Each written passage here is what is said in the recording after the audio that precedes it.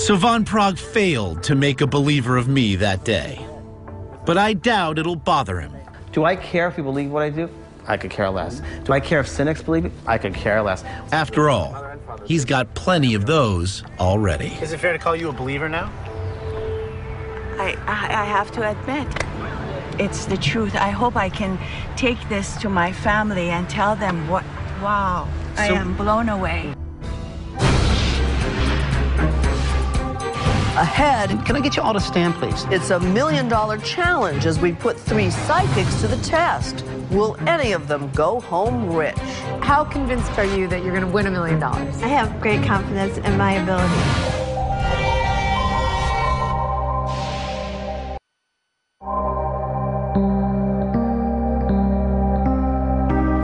Psychics say they possess mystical powers, but can they really prove it? With $1 million on the line, a group of psychics were willing to step up and be tested. How did they do? Here's ABC's Juju Chang.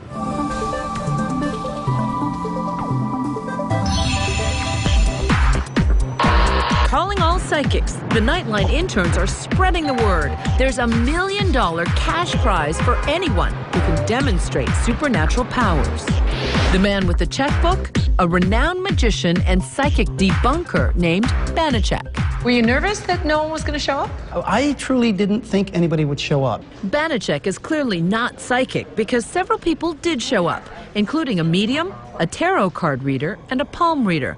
But first, a little more on that money. It actually belongs to the James Randi Foundation. That's Banachek's boss, magician James Randi. Right, I'm looking really hard. To which hand? This one. No, actually, you're wrong. Where did it go? I have no idea where it went.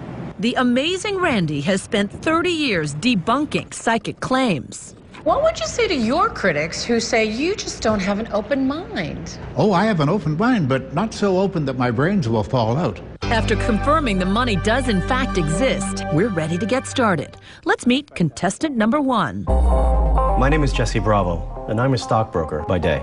But by night, I'm a psychic and I speak to dead people. A psychic stockbroker? Well, he can't be much worse than the regular ones. Unfortunately, not everyone's open to the idea. So as soon as you tell somebody you're a psychic, they have to make a decision. Are you completely crazy? So are you crazy, Jesse? I think we're all crazy. Here are the rules for Jesse's test. 12 envelopes. Inside, photos of 11 random living people and 1 very famous dead person. To win, Jesse has to locate that dead person 9 out of 12 times. Hi, Jesse. Like a game show. Go ahead. Thank you very much. The odds of winning by luck are about 1 in a million. But Jesse, of course, isn't counting on luck. What I tried to ask is, whoever is gone, will you please just show me which envelope they're sort of contained in?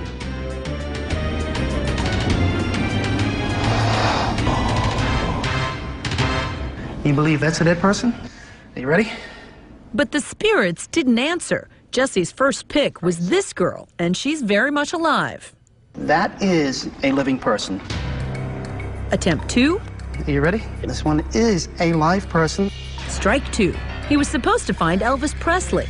Elvis Presley. We know he's dead, right? Absolutely. Yep. I'm considered very good at what I do, and boy, am I bombing. Yep. You believe that this is a dead person? I'm hoping so. After another failure, A live person. A live person. Internally, I was crumbling. it's Jesse Bravo's last chance. Wow, that was very direct. Well, that one very strongly, I'm guessing. I'm trying different techniques. Okay. This one is? It's live. Think? Yeah. You're right. It's live. Jesse may have failed, but he says the problem wasn't with him, it was with the test itself. Asking an envelope, an inanimate object, to answer a question, it's a really tough thing to do. Maybe there's other people that can do that. I'm not one of them, obviously. Next up, 2 more contestants, a tarot card reader and a palm reader. Their tests require live subjects, 12 of them. We start by getting short, written biographies from each subject. They cover things from like past tense, present tense, things that are going on in their life now, a little bit of their character, whether they're humorous or a serious type person. Oh, and one other thing. Why are they wearing oven mitts? We want to hide rings, we want to hide calluses. There are so many things you can tell from fingernails and from the hands. Now, contestant number 2.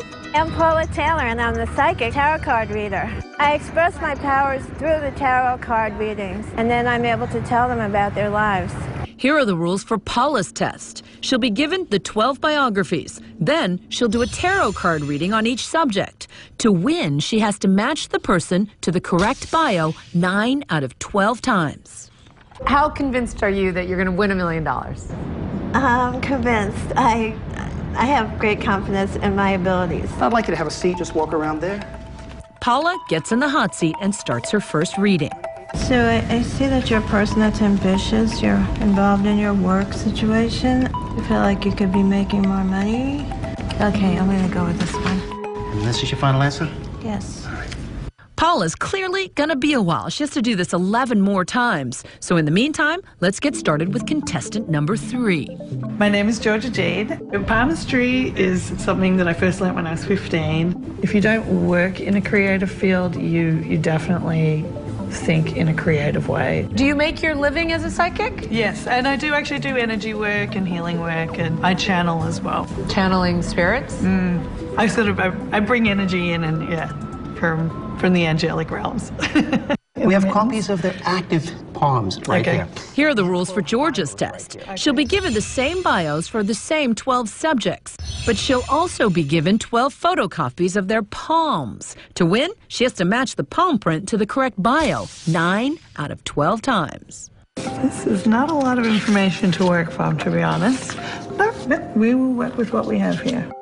I'm looking at the headline on this one, which is curving down towards the lunar mount, and that would show a stronger imagination. I'm gonna go with this guy because he's a filmmaker. 20 minutes of mixing and matching later, Georgia has chosen a palm print for each bio.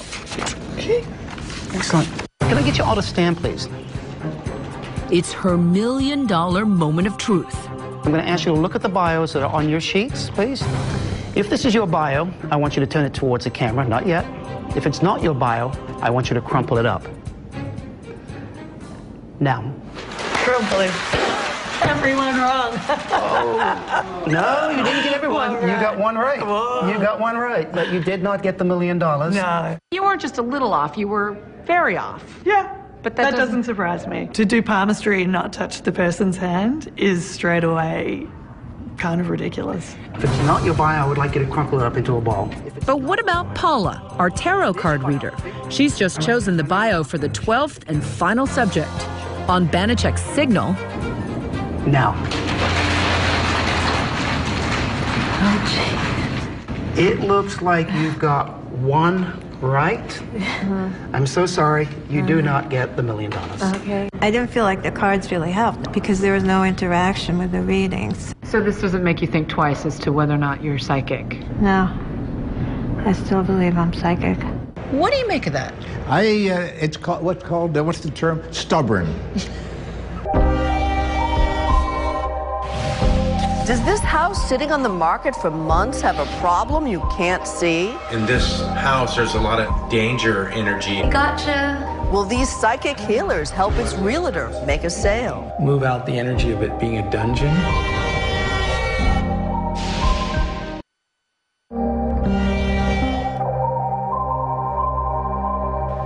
There's a very special school in California that attracts psychics of all kinds who want to refine their skills, like psychic hairdressers and even psychic debt collectors.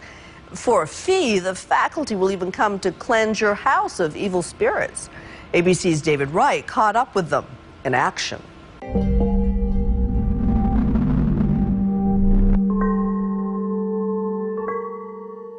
What if you could see joy and heartbreak and sadness and grief just as vividly as you see someone's face? Let's go ahead and open up your hand chakras. And if you guys want to do it too, you're welcome to do it. Even after the people who felt those things were gone. Are we all scared of going into the home?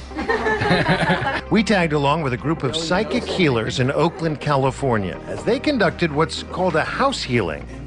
In this house, there's a lot of danger energy. Sort of a household exorcism conducted at the request of a real estate agent.